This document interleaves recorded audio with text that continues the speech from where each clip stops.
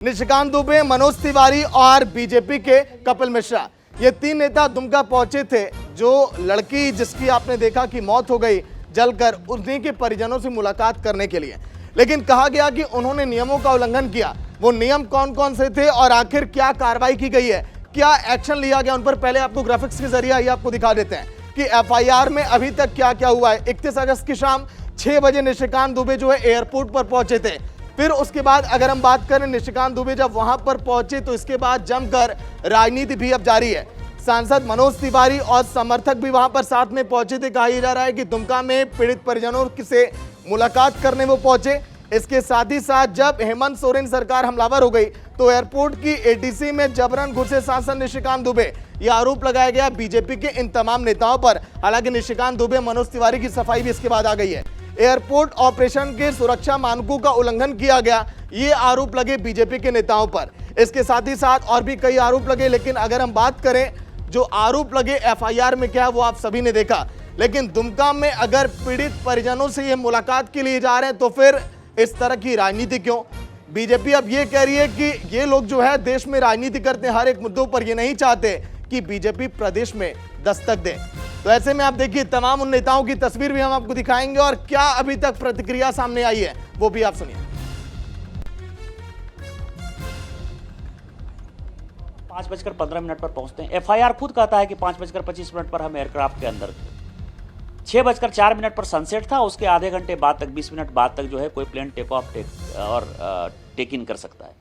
आप ये समझिए कि किस रूल का वायलेशन हुआ। एटीसी केस नहीं कर रहा है, एयरपोर्ट अथॉरिटी केस नहीं कर रहा है, Bureau of Civil Aviation Security नहीं कर रहा है, डीजीसीए नहीं कर रहा है, ये डीसी देवघर जो है कानून पढ़ा रहा है। डीसी देवघर क्यों कानून पढ़ा रहा है कि जिस नाइट लैंडिंग फैसिलिटी की ये बात कर रहा है, ये देखिए कि मैं कंटेम्प्ट ऑफ कोर्ट में, इसका 15 सितंबर को सुनवाई, वहां पेड़ नहीं काटे जा रहे हैं।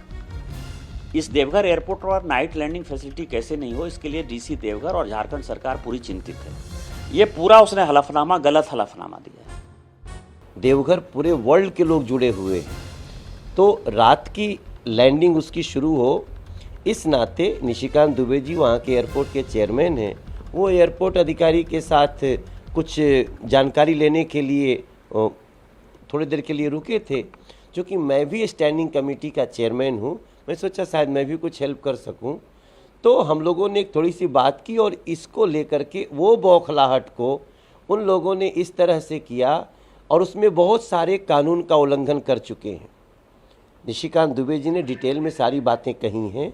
मेरा मानना है कि जिस प्रकार से डीसी जो कि अपने ज़िले का अधिकारी है, लेकिन एयरपोर्ट के अंदर उनके रिस्ट्रिक्टेड एरिया में जाने का कोई प्रावधान ही नहीं है, तो उन लोगों ने बहुत सारी इंक्रोचमेंट की है। मैं समझता हूँ हम लोगों ने भी एफआईआर करवाई है और इसमें हेमंत सरकार की जो बौखलाहट है वो सिर्फ इसलिए है कि हम अंकिता के घर जाकर के 28 लाख रुपया कैसे दे दिए। इस केस को जिनको दबाना चाहते थे, इतना देश में उठ कैसे गया। जी सर, उन्होंने तो सहयोगी कमल लाइव जुड़ गए हैं पूरी जानकारी के साथ। कमल, आखिर पूरा मामला क्या है जिस पर जमकर राजनीति हो रही है? हालांकि देखिए बीजेपी नेताओं की तरफ से सफाई भी दी जा चुकी है, लेकिन बीजेपी आरोप ये लगा रही है कि ये लोग चाहते नहीं कि राज्य में एंट्री करें।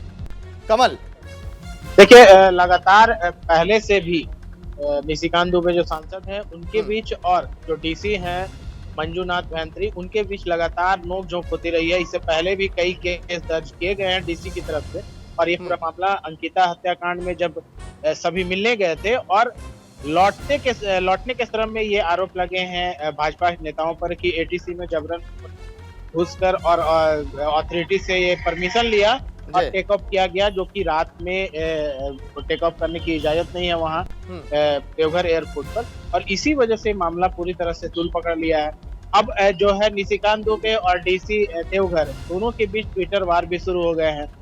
जो निशिकांत दुबे का साफ तौर पे कहना है कि पहले भी 8 एफआईआर दर्ज किए जा चुके हैं उनके खिलाफ, लेकिन इस बार जो है अंकिता हत्याकांड में सभी मिलने गए थे, उन्हें पैसे देने, सहायता राशि देने गए थे, इस वजह से सरकार बौखलाई हुई है और जानबूझकर डीसी के द्वारा जो आरोप लगाए गए हैं और डीएसपी सुमन के द्वारा एफआईआर दर्ज कराए हैं। हालांकि जिस तरह से बातें सामने आ रही है कि डीसी की तरफ से सिर्फ ये इस मामले को दिया गया है, जबकि जो एयरपोर्ट अथॉरिटी है उसकी तरफ से कोई भी शिकायत नहीं हुई।